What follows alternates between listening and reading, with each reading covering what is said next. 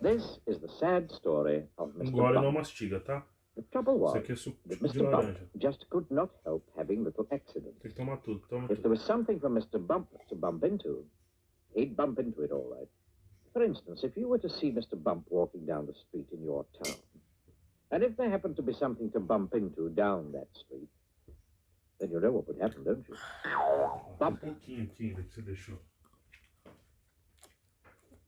Mr. Bump was just the same at home.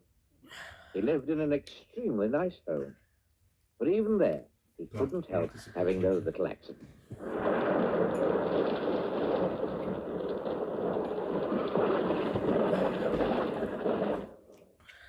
For instance, one morning when Mr. Bump went outside his house, he noticed that the chimney pot had come loose in a storm the night before. Grass to bake. I must fix that before it falls off, thought Mr. Bump to himself. And he hurried off to his garden shed to fetch a ladder.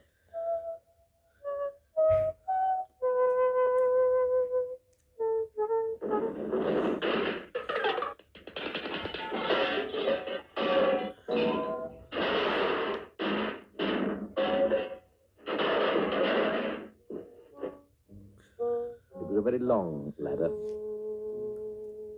Mr. Bump walked up the garden path with the ladder on his shoulder. He turned the corner of the garden path.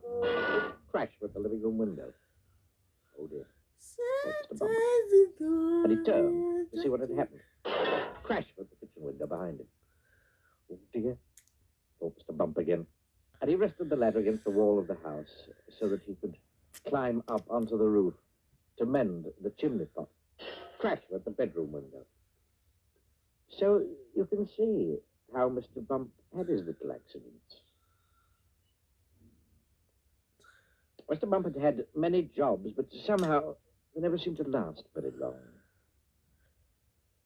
As soon as anything got lost, or broken, or splintered, chipped, or snapped, or cracked, or torn, or burst, or wrenched, or crunched, or split, or slit. Guess who got the blame?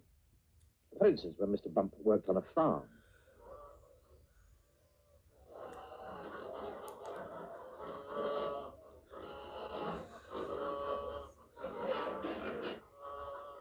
He tripped over the farm dog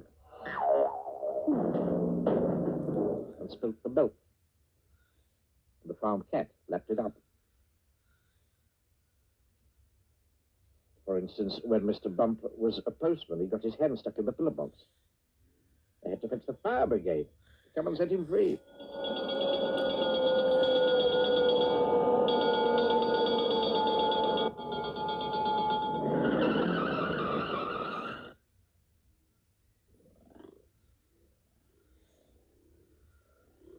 For instance, when Mr. Bump was a carpenter, he found that when he was hammering nails, he hammered his thumb most of the time, and the nail hardly at all.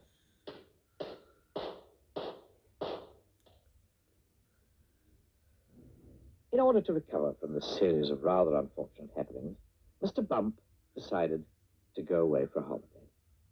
There, he could think about what sort of job he could do where he wouldn't be such a nuisance to everybody. So he set off to the station to catch a train to the seaside.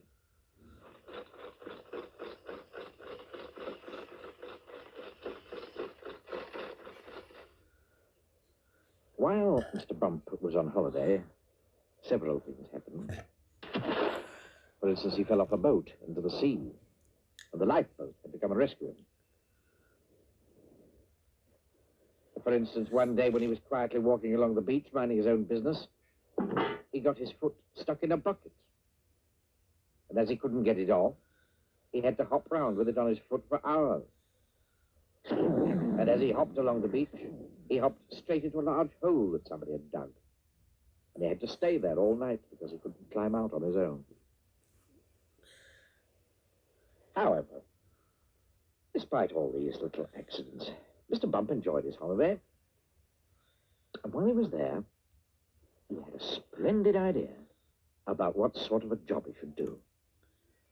It was quite the best idea Mr. Bump had ever had. An absolutely splendid idea.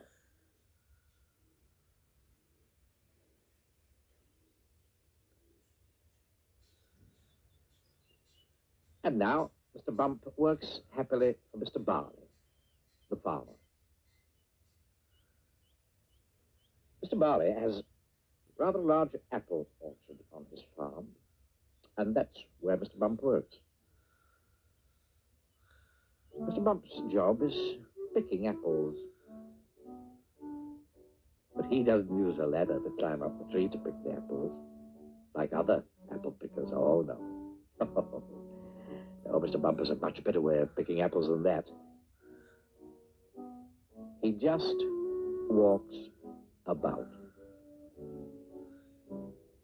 And before long, Mr. Bump, being Mr. Bump, walks into a tree. Down falls an apple. And Mr. Bump catches it. This makes the job of picking apples much easier. Mr. Bump is very pleased about his new job, and Mr. Barley is very pleased about his new apple picker. So, you see, the story of Mr. Bump isn't such a sad story after all, is it?